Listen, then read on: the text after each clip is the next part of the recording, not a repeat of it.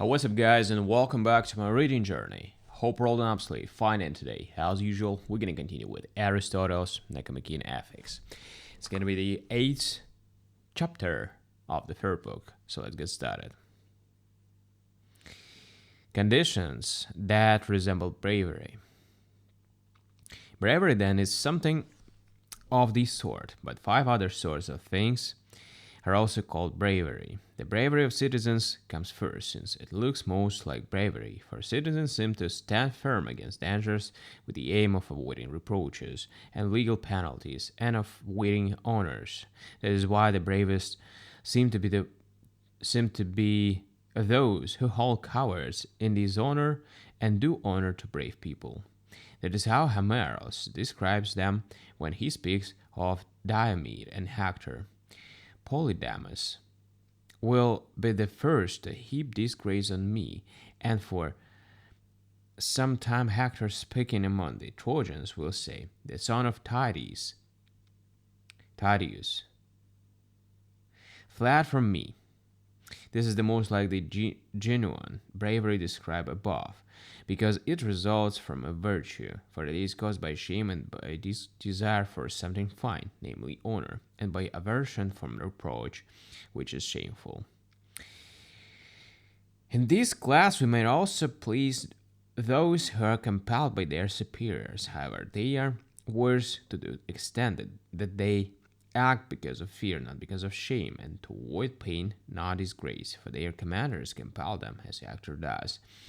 If I notice anyone shrinking back from the battle, nothing will save him from being eaten by the dogs. Commanders who strike any troops who give ground or pause them in front of ditches and such like do the same thing, since they all compel them. The brave person, however, must be moved by the fine, not by compulsion. Experience about a given situation also seemed to be bravery.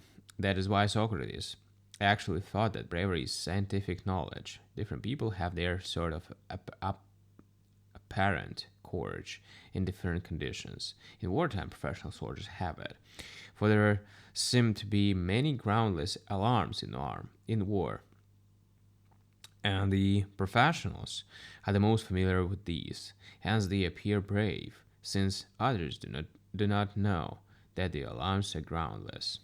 Moreover, their experience makes them most capable in attack and defense, since they are skilled in the use of their weapons and have the best weapons to attack and defense. The result is that in fighting non-professionals, they are like armed troops against unarmed, or trained athletes against ordinary people. For in these contests also, the best fighters are the strongest and physically fittest, not the bravest.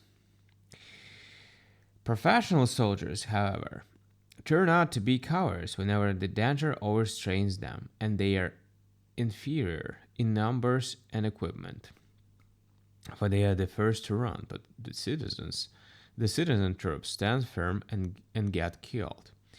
This was what happened at the Temple of Hermes, for the citizens find it shameful to run, and find death more choice-worthy than safety at these costs.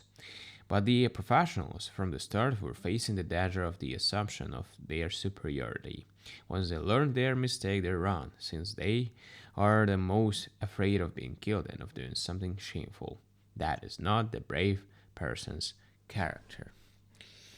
Alright, guys, so we've done with the first part of this chapter, and we're going to continue tomorrow the next one. Thank you for joining me today in this reading session.